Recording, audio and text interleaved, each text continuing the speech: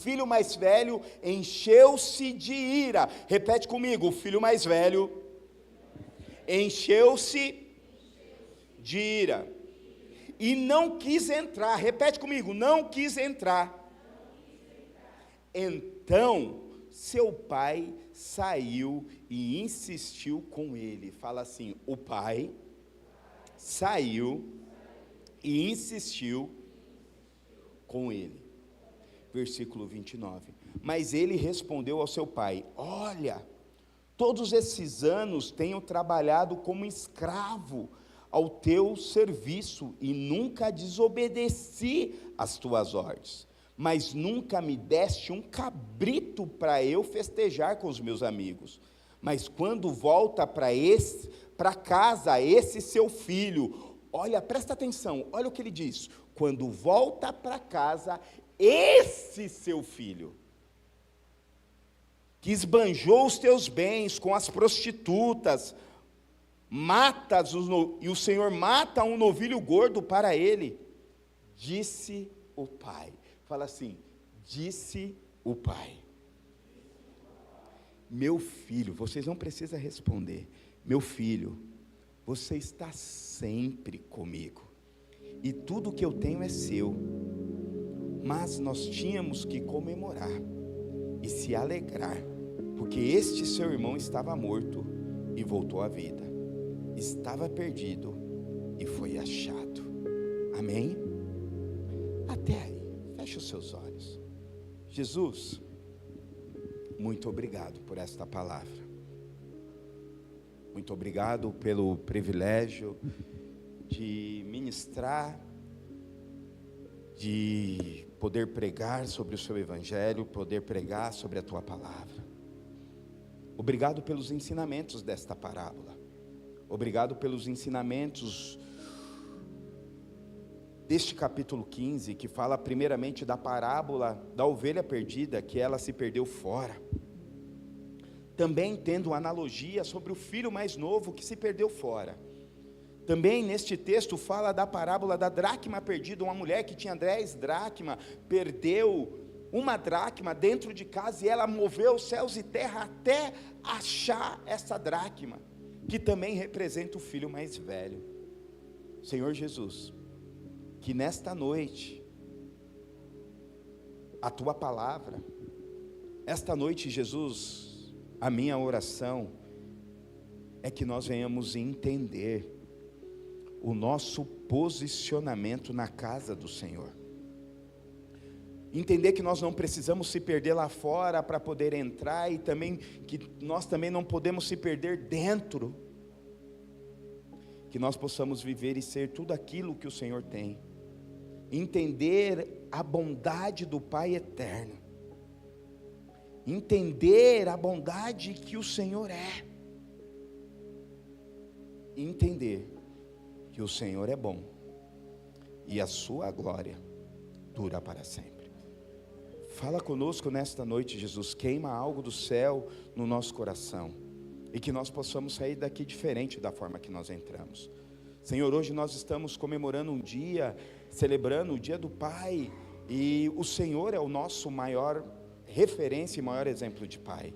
O Senhor é o Pai eterno, o Senhor é o Pai bondoso, o Senhor é o Pai que cuida, o Senhor é o Pai que corrige, o Senhor corrige aqueles que os ama, e que nesta noite o Senhor possa fazer segundo a tua vontade, o seu querer na nossa vida. Se for para dar uma resposta de amor, nos dê essa resposta de amor. Se for para dar uma resposta de correção, nos dê essa resposta de correção, porque o nosso único desejo é que possamos sair daqui mais parecido com o Senhor, que nós possamos sair daqui mais próximo do Senhor. Esta é a minha oração em nome do Senhor Jesus. Amém e glória a Deus. Como já falamos, o irmão mais novo representa os coletores de impostos, os coletores de impostos e os pecadores. Segundo a tradição judaica, eles eram considerados impuros. Se você assistiu ou assistir, e se você não assistiu, eu te daria uma dica: assista The Chosen. Foi uma das maiores, depois eu acho que de Paixão de Cristo, mas eu acredito que seja mais profundo do que Paixão de Cristo, porque a Paixão de Cristo fala só da via dolorosa de Cristo, e The Chosen fala do dia a dia de Cristo. Uma das coisas que me chama a atenção lá na primeira temporada, Jesus brincando com as crianças. E quando você vê uma das palavras de Jesus, o reino de Deus é para as crianças. E uma das cenas, um dos pontos que é tratado no The Chosen, é a diferença que alguns discípulos tinham com Mateus pelo fato dele ser cobrador de impostos. Lá em uma cena você vê Pedro, quando descobre que ele era cobrador de impostos, ficou louco e fala: Jesus, como você escolheu esse cara? Porque cobrador de imposto era considerado impuro e também um traidor da nação, porque ele era judeu, mas trabalhava para os romanos. Na dramaturgia você vê que o pai dele odiava ele, de tão poderoso era isso. Então, o filho mais novo representa os cobradores de imposto. Se você olhar lá no capítulo 15, no começo do capítulo, nos primeiros versículos, diz o que? Aproximou-se de Jesus todos os publicanos e pecadores para ouvir, e murmuravam os fariseus, os escribas, dizendo: aqui está dando o pano de fundo para quem era esta parábola. A primeira parte desta parábola, que é o filho que se perdeu fora, está falando do quê? Dos cobradores de impostos e dos pecadores. E quando nós olhamos para a segunda parte desta parábola, que fala sobre o filho mais velho, ele está falando dos fariseus, dos escribas. O filho mais velho representa os fariseus e os religiosos. E uma coisa que nos chama a atenção: o filho mais velho, ele não gastou a sua herança, diferente do mais novo.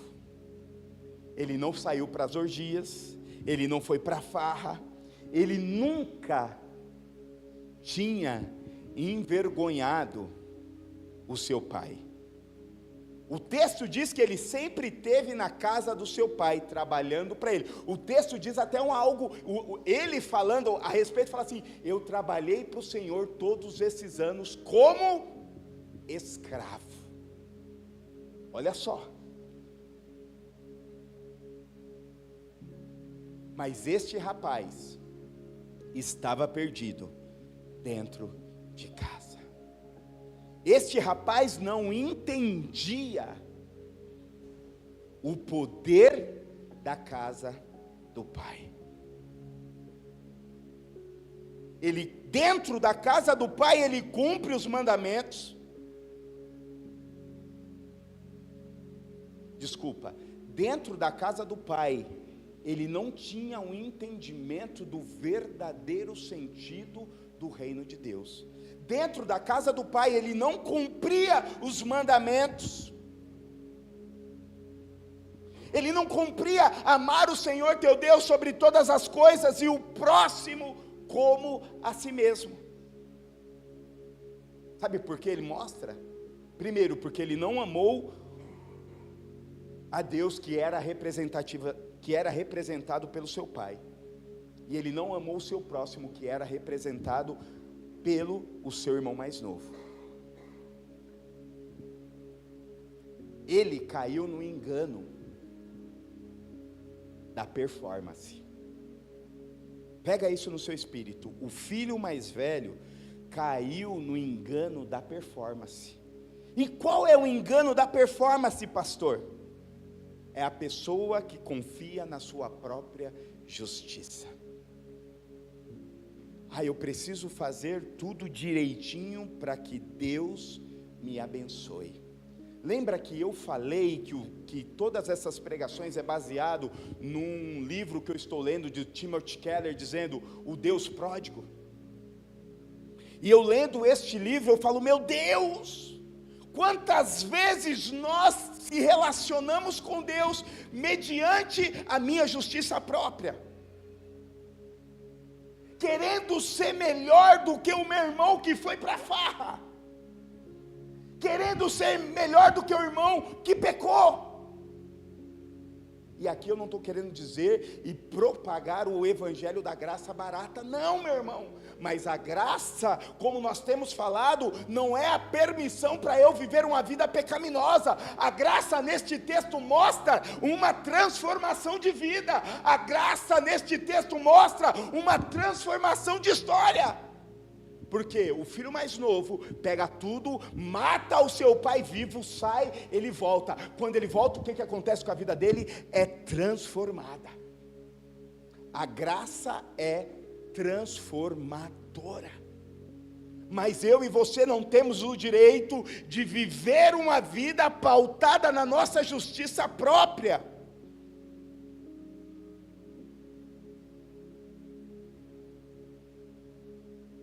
Olha que interessante, a primeira coisa que este rapaz perde é a comunhão com o pai, rejeitando a festa do pai. A festa era do filho ou a festa era do pai?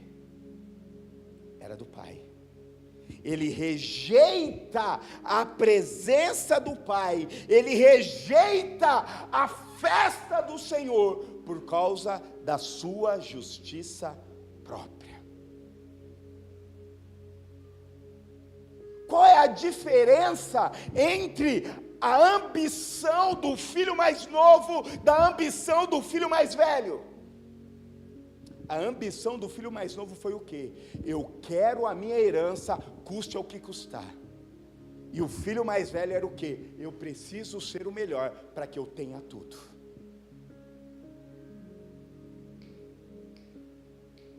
Quem tem ouvidos, ouça o que o Senhor está dizendo à igreja. Quando eu li este livro, quando eu meditei neste texto, algo começou a queimar dentro de mim, dizendo: Beto, porque quando estou eu e Deus, eu não sou o pastor, quando sou eu e Deus, eu não sou o marido, quando sou eu e Deus, eu não sou o querubim, o serafim, quando sou eu e Deus, eu sou o filho. E aí Deus fala: e aí, cabecinha? Como você tem se relacionado comigo? Será que é só os seus interesses próprios? Pastor, a Bíblia diz de um texto que tinha um pecador e um fariseu orando, e o fariseu olhava e dizendo assim, em voz alta: oh Deus, obrigado, porque eu não sou um miserável pecador como este homem que está aqui na minha frente. E o pecador orava: Jesus, tenha misericórdia de mim, eu sou podre, eu preciso da sua graça, eu preciso da intervenção do céu. O texto diz que quem fez a melhor oração? Ou seja,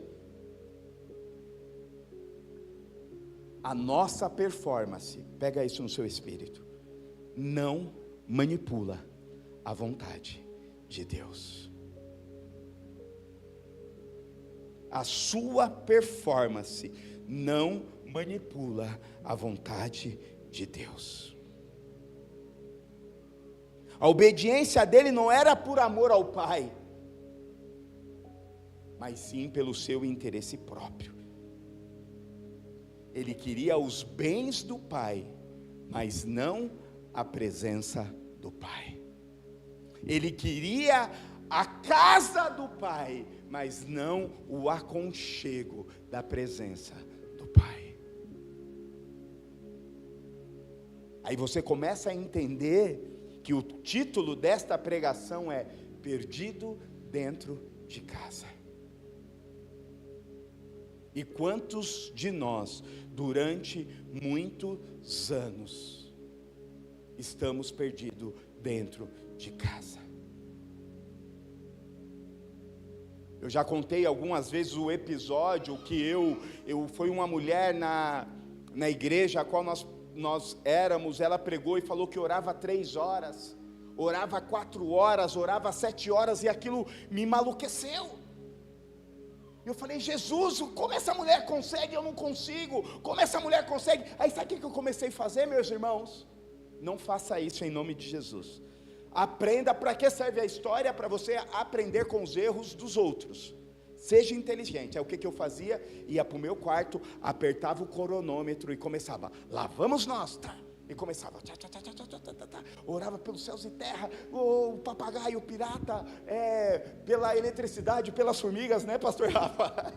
E orava, olhava 5 minutos, Jesus do céu, aí orava, 6 minutos, e ia, mas só que chegou um tempo, as coisas começaram a acontecer, e pasme, meus irmãos, um dia, eu orei 3 horas. Não fala aleluia não, porque deixa eu terminar. E aí para piorar, né, pastor? Qual o livro que eu tinha, acho que lido?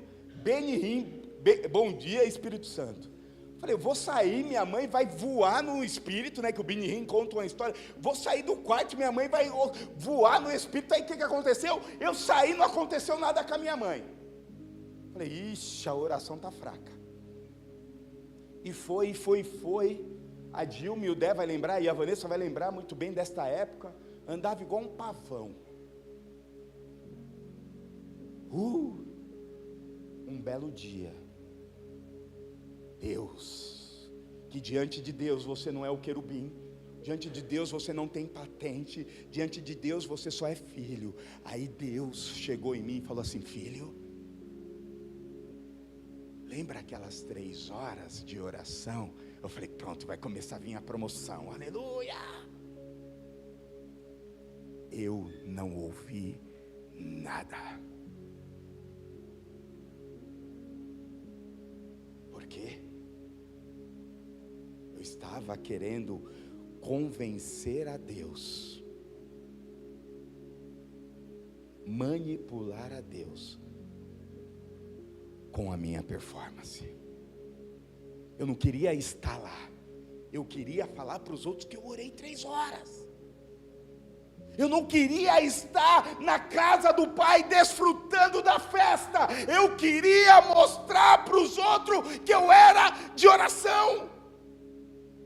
E eu não estou dizendo que você não tem que orar 3 horas. Se Deus te chamar para orar 3 horas, meu irmão, ora 3 horas. Se Deus te chamar, ora, busque a presença de Deus. É um dos fundamentos. Eu estou lendo um novo livro falando sobre o Deus morto, que a igreja contemporânea matou o Espírito Santo, dizendo: se o Espírito Santo sair da igreja, ela continua se movendo por muitos anos, e isso é uma blasfêmia, isso é um pecado.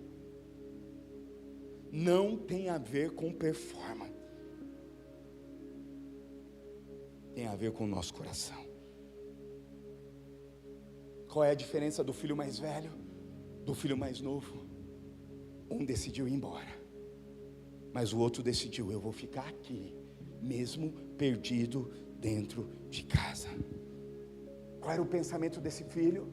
Se eu ficar, obedecer, demonstrar a melhor maneira, meu pai vai fazer o que eu quero, eu vou ter uma retribuição, eu vou ter o meu galardão. E o galardão do homem de Deus é bíblico, meu irmão, mas o galardão por manipulação não é bíblico. E da mesma maneira que o filho mais novo não amava o pai por aquilo que ele era, o filho mais velho, também perdido, não amava o pai por aquilo que ele era. Ele queria os benefícios do pai. Ambos buscavam a Deus pelos seus próprios interesses. achando que a sua felicidade estava em primeiro lugar. Ei, é tempo de se acharmos dentro da casa do Pai.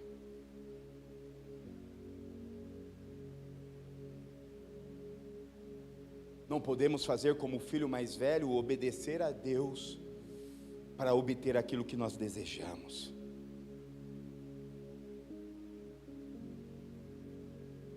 Eu li em um livro, não sei se era uma ficção ou se é verdade. Diz que o irmão de Beethoven fez um pacto com Deus e disse: eu vou ser o melhor músico e vou entregar tudo aquilo que eu tenho para você. E ele fez este pacto e começou a abençoar as comunidades, começou a crescer e se tornou o maior músico de todos os tempos. Passa-se algum tempo, nasce um homem chamado Beethoven, um dos maiores músicos de todos os tempos, irmão desse rapaz. Quando Beethoven nasce e começa a desbravar naquilo que ele tinha de talento, o irmão mais velho se revolta com Deus e dizendo: por que você entregou esse talento para o meu irmão? E ele culpou a Deus. O que esse rapaz estava fazendo? Se relacionando com Deus para ter os seus benefícios próprios. Ele não obedece a Deus para ter acesso ao Pai. Ele obedece a Deus para ter acesso aos benefícios do Pai. Você já ouviu aquilo? Nós não devemos amar a bênção de Deus, nós devemos amar o Deus da bênção. É o que começa a acontecer. Ele chega, o texto diz que ele chega perto da casa e o que ele vê? O barulho. Ele é surpreendido pelo barulho. Aí ele pergunta para o servo, e o perdão do pai para o irmão mais novo se torna o quê? Uma afronta. O texto diz, não foi que ele ficou lá o quê? Hashtag emburradinho. O que é isso? O que esse cara está pensando? Ele voltou. E por incrível que pareça, essa atitude fala muito de mim, e fala muito de cada um de nós aqui presente. Por isso que eu creio que o Senhor está dizendo: é tempo de se achar na casa do Pai. Qual foi a exigência dele? Ele chega perante o Pai e ele exige a sua própria justiça. Lembra que no texto eu parei ali e falei o quê? O que ele começa dizendo para o Pai? Esse filho teu. Ou seja, não era mais irmão dele. Lembra que eu falei semana passada, sabe qual era a quantidade de financeiramente que o filho mais novo levou? Vamos ver se vocês estão lembrados. Quanto por cento? 1/3. Ou seja, qual era a maior parte? Sabe aquela costume de olhar a grama do irmão do lado é mais verde do que a nossa? Uma coisa que eu tenho aprendido, meu irmão, e eu tenho falado aqui, é vida na vida. Eu não vou educar os meus filhos por Instagram. Você vai no Instagram, lá tem um monte de fórmula mágica da paz. Mas vida na vida é diferente, meu irmão. Eu não vou ficar olhando para a grama, não estou dizendo que eu não vou aprender, tá, meu irmão? Mas uma coisa que nós temos que começar a parar de olhar, esse irmão, em vez dele olhar para tudo aquilo que Deus já tinha deixado para ele olhou para uma pequena parte que o irmão tinha perdido. Ele começa a olhar para a sua própria justiça. Ele começa a olhar segundo a ótica do homem e não segundo a ótica de Deus.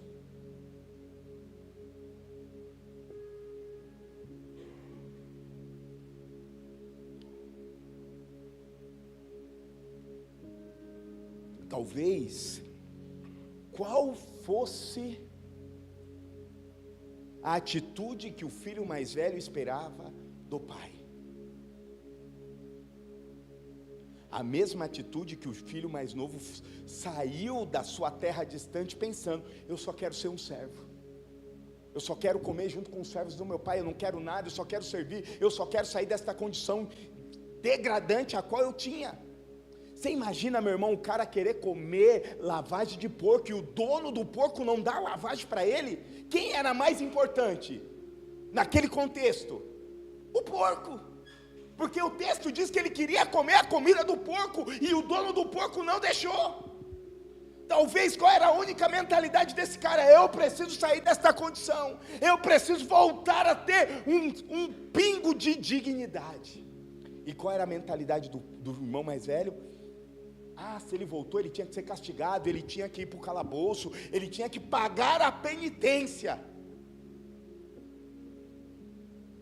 ele tinha que ser castigado. E aí ele começa, fala comigo, toda comparação gera competição. Qual foi a mentalidade dele? Ei, eu estou te servindo aqui há quanto tempo? Você nunca me deu um cabrito. E segundo o contexto, o texto diz o quê? É ovelha, deixa eu só pegar aqui. O novilho cevado, segundo o texto, segundo a cultura judaica, o novilho cevado só era sacrificado em um momento muito especial. Aí gera uma competição no coração do filho mais velho e fala: ei, eu estou aqui há tanto tempo, você nunca me deu um cabrito, e você vem para esse tal seu filho aí dar um novilho cevado. Aí entra a competição, entra a rejeição, porque ele rejeita o irmão no coração quando ele diz: esse seu filho. E lembra que eu disse que a rejeição, a competição, a comparação gerou uma raiva no coração desse rapaz, e ele se recusa a participar da festa.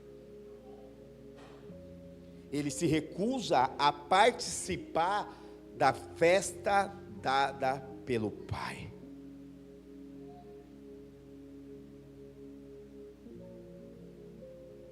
Ele estava tão alucinado, tão perdido, que quando o pai vai na direção dele, ele não muda a sua atitude arrogante. Ele continua querendo tratar o pai do jeito que ele pensava que tinha que ser. Pastor, mas o que tem a ver comigo isso? Lembra que eu falei? Este rapaz, tanto o perdido fora, quanto o perdido dentro, muitas vezes representa nós. Quantos de nós já falamos: mas eu estou há tanto tempo na igreja, eu já sou quase um anjo, eu já sou quase um querubim. E se perdemos dentro de casa. Queremos viver por performance, queremos viver por metas, e esquecemos de olhar o alvo. O alvo é Cristo. Igreja, Não trabalhe por performance. Eu falei que aqui nós estamos precisando de voluntários, e precisamos. Mas o seu voluntariado deve ser para glorificar o Senhor Jesus Cristo. A Bíblia diz que nós devemos trabalhar como se fosse para o Senhor. Nós devemos fazer tudo para glorificar o Senhor, para que a gente não se perca dentro de casa.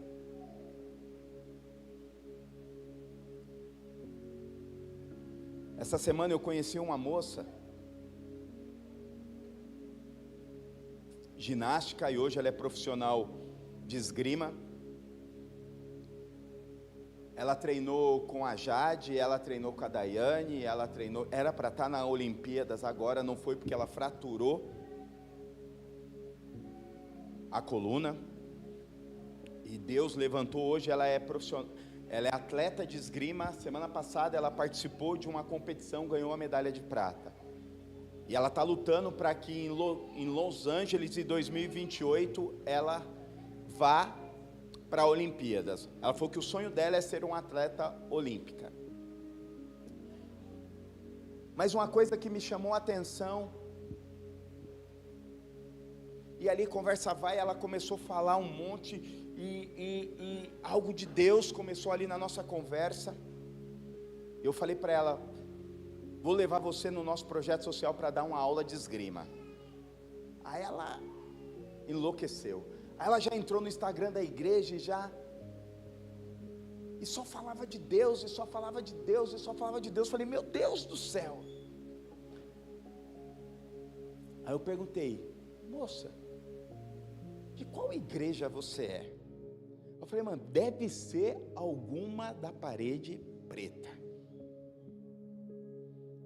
Não se escandalize. Ela falou assim: eu nasci e fui criada na Assembleia de Deus, mas hoje eu estou na congregação.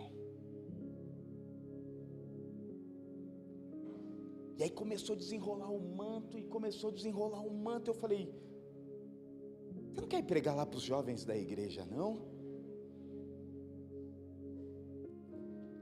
Brincando.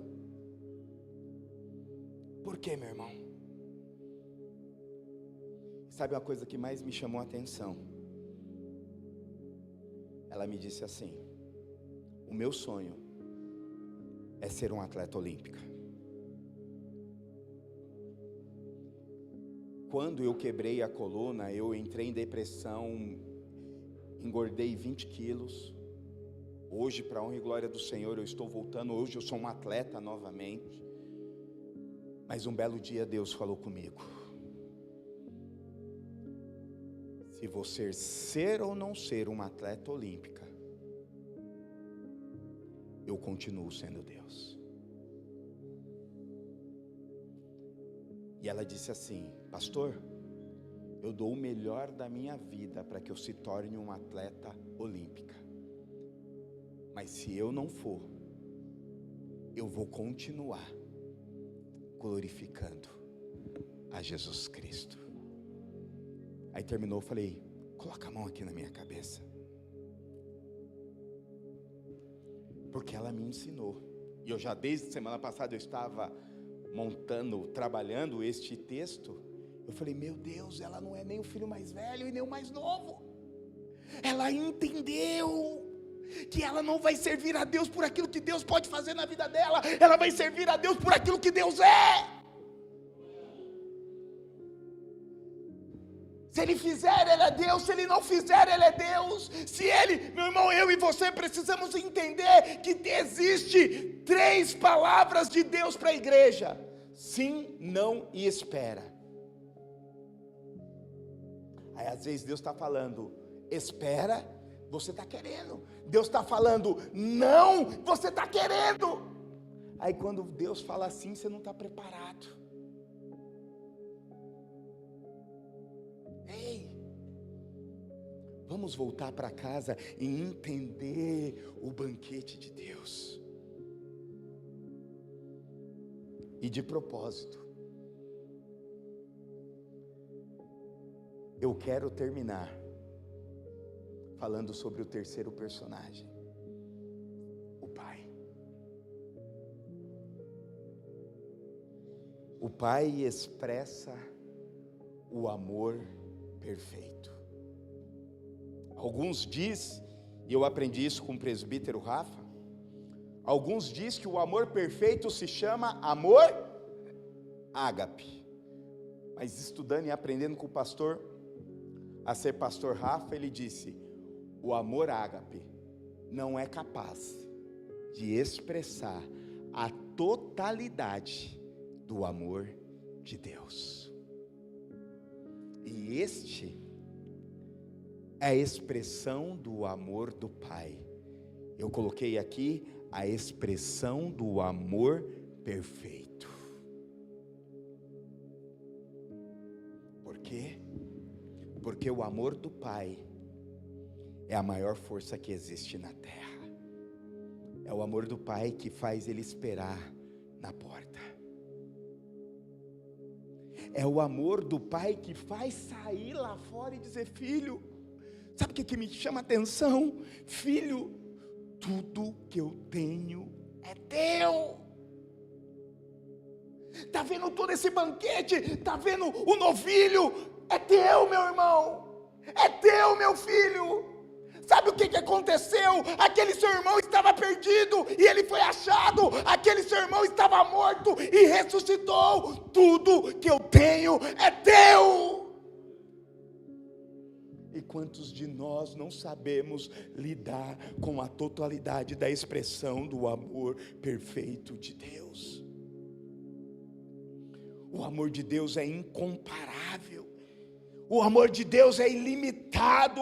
O amor de Deus quebra qualquer barreira, meu irmão. Quebra a barreira para dizer assim, ei, volta para casa com um filho mais novo. O amor de Deus quebra a barreira. Ele sai lá fora e fala, meu filho, está vendo tudo isso daqui? É teu. Volta, se acha dentro de casa. O filho diz, pai, eu servi você como escravo, e eu tenho certeza que lá no Evangelho, segundo Beto, capítulo 20, versículo 21, dizendo assim, ei, eu nunca te pedi para você me servir como escravo, porque vocês não são mais chamados de escravo, vocês são chamados de amigo, vocês são chamados de filho. Na casa do Pai nós somos amigos de Deus, na casa do Pai nós encontramos a plenitude, a expressão perfeita do amor do Pai.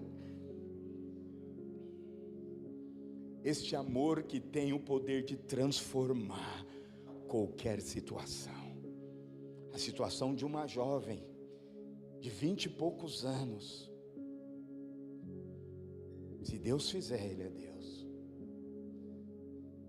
Sabe uma coisa que ela me chamou a atenção quando ela disse, eu sou pastor com toda a liberdade. Sabe qual é o problema da igreja contemporânea?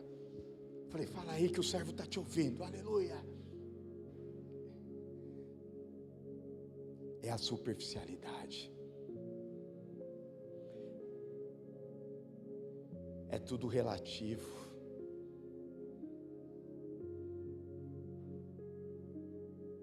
Deus é qualquer coisa.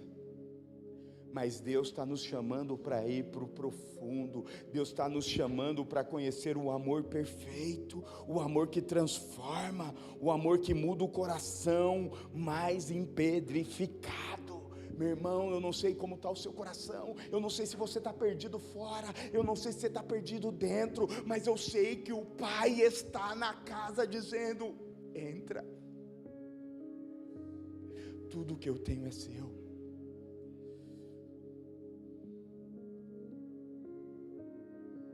Sabe o que não pode acontecer, meu irmão? Eu e você chegar no céu, e Deus chegar na nossa casa, e os anjos do Senhor nos levar até onde nós vamos morar para a eternidade, e nós abrirmos o armário, e ter ali uma porção de coisa que tinha para nós usarmos na terra, e nós não termos usado.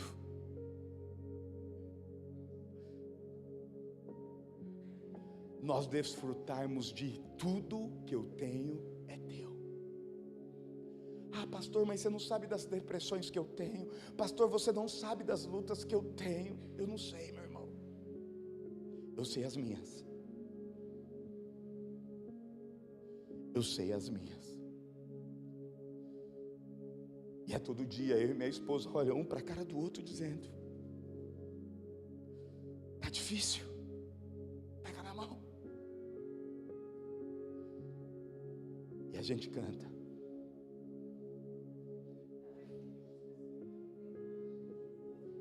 Obrigado por cantarem por mim.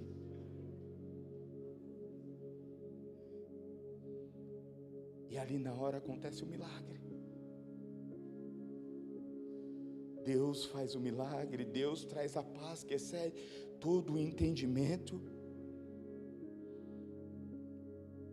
Meu irmão, sabe o que originou o plano da salvação para mim e para você? Foi o amor do Pai. Quando lá em Gênesis capítulo 3 o homem caiu e fez a distanciação entre Deus e o homem, Deus, através do seu amor, Ele já fez o plano da redenção e da salvação do homem, dizendo: eu amo este povo, eu amo a minha criação. Foi o amor de Deus que fez Jesus morrer na cruz por mim e por você, para nos resgatar de todo o poder do pecado e da morte, meu irmão. Talvez você está preso longe de casa, aprisionado por correntes do mal, correntes do inferno, dizendo que você não pode. Não, você já fez tanta besteira e quer voltar para casa. Você não é digno. Lembra que eu disse semana passada, qual foi a única coisa que o pai perguntou onde o filho estava? Não. O pai perguntou o que o filho fez? Não. O pai só correu e abraçou o pescoço do filho, dizendo: filho, eu ponho um anel no seu dedo. Filho, eu troco as suas vestes. Filho, eu ponho umas sandálias nos seus pés.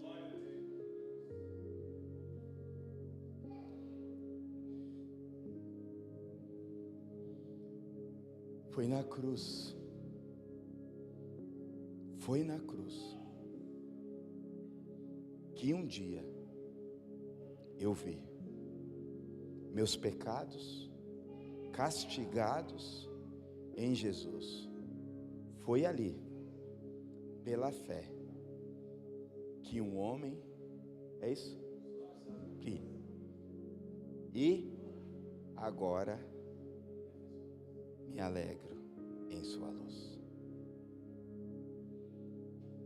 A maior expressão de amor do Pai é, como diz em Mateus capítulo 7, versículo 9 e 11, de 9 a 11 diz: qual de vocês, hoje é o dia dos pais, amém? Qual de vocês, se seu filho pedir pão, lhe dará uma pedra? Ou se pedir peixe, lhe dará uma cobra? Aí ele vem com arremate. No versículo 11: vocês, apesar de serem maus, sabem dar boas coisas aos seus filhos, quanto mais o Pai de vocês que estás no céu dará coisas boas ao que lhe pedirem. Este é o nosso Pai. Esta é o Pai da parábola dos 2 filhos perdidos. E alguns historiadores dizem que esta parábola não deveria chamar filho pródigo, deveria chamar o amor do pai pelos 2 filhos perdidos. Em Romanos capítulo 8, versículo 38 e 39, diz assim: porque eu estou certo que nem a morte, nem a vida, nem os anjos, nem os principados, nem a potestades,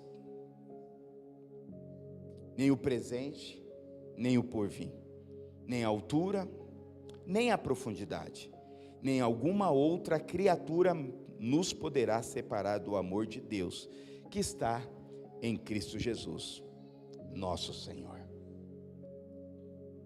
Efésios, capítulo 2, versículo 4 e 5. Todavia, Deus, que é rico em misericórdia, pelo grande amor com que nos amou, deu-nos vida com Cristo quando ainda estava mortos em transgressões. Pela graça, vocês são salvos. Salmo 63, versículo 3 diz: o temor, o teu amor é melhor do que a vida, por isso os meus lábios te exaltarão. 1 carta do apóstolo João, capítulo 4, versículo 7, versículo 8, diz: amados, amemos uns aos outros, pois o amor procede de Deus. Aquele que ama é nascido de Deus e conhece a Deus. Quem não ama, não conhece a Deus, porque Deus é amor. Ei, o Pai, a plenitude da expressão exata de quem Jesus é, não importa se você está fora, não importa se você está dentro, importa que o amor de Deus é melhor que a vida. Importa que Ele ou está te esperando para te avistar de longe e dizer: eu estou indo na sua direção, ou Ele está saindo da festa e falando: tudo que eu tenho é teu. Não chega no céu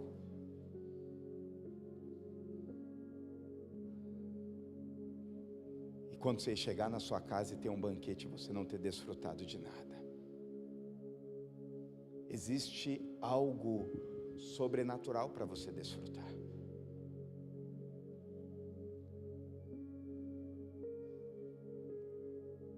Da mesma maneira que o pai não perguntou para o mais novo, ele também não perguntou para o filho mais velho.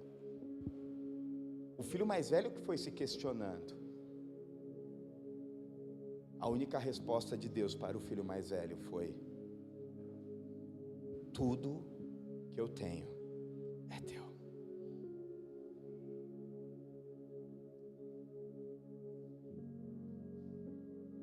Ah, Deus, mas eu estou barganhando. O Pai está te chamando. Nós temos a expressão exata do Pai dizendo: eu tenho um banquete para você. A minha casa tem vida e vida plena. Não tem a ver com religiosidade. A coisa que o filho mais velho representa é a performance, a religiosidade. Meu irmão, Deus não quer saber da progressiva que você fez. Deus não quer saber da chapinha que queimou. Deus quer saber do seu coração queimando e dizendo: Pai, eu quero o banquete da mesa.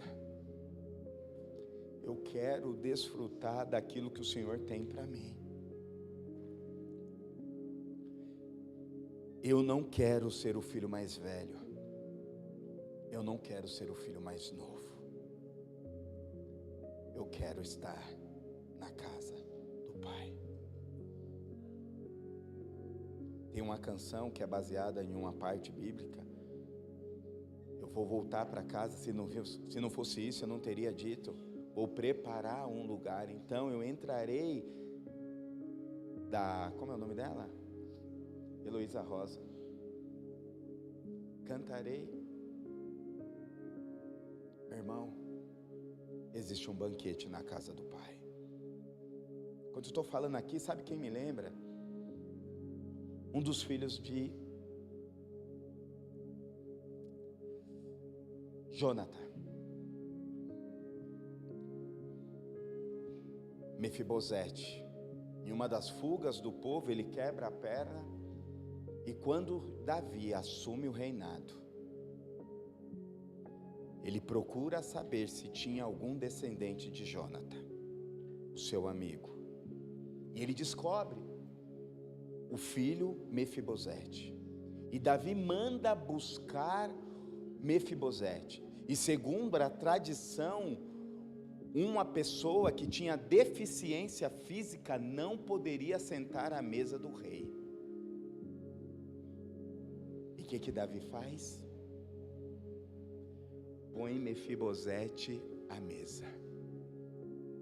Por quê? Na presença de Deus, no banquete de Deus, as minhas inconformidades, as minhas limitações são curadas. As minhas paralisias espirituais são curadas. As minhas paralisias emocionais são curadas. A minha paralisia física é curada. A mesa nos chama para nos curar.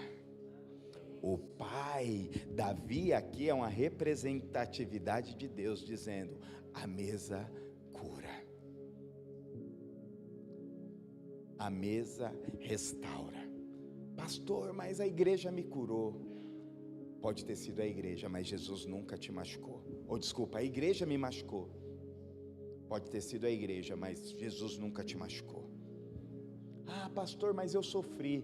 Tudo bem, meu irmão, é tempo de bater o pó da mesa, o pó da roupa, levantar a cabeça. Não estou desdenhando da sua dor. Eu só estou dizendo que existe um Deus que tem tudo isso. Tudo que eu tenho é teu. Um Deus dizendo: tudo que eu tenho é teu. Já vou fazer outra pregação. Tudo que eu tenho é teu. Levanta, meu irmão. É tempo de desfrutar do banquete do Pai. É tempo de desfrutar do banquete daquele que era, daquele que é, daquele que há de vir. Na sua empresa, na sua casa, na sua família, nos seus negócios. Tudo que eu tenho é teu. Se coloque de pé nesta noite.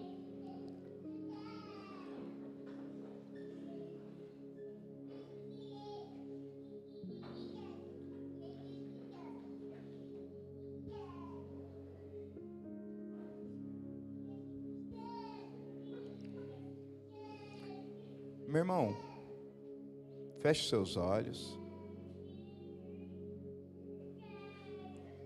A palavra de Deus hoje, continuando a palavra de semana passada,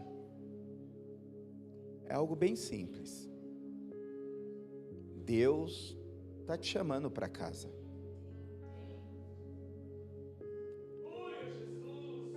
Deus está dizendo: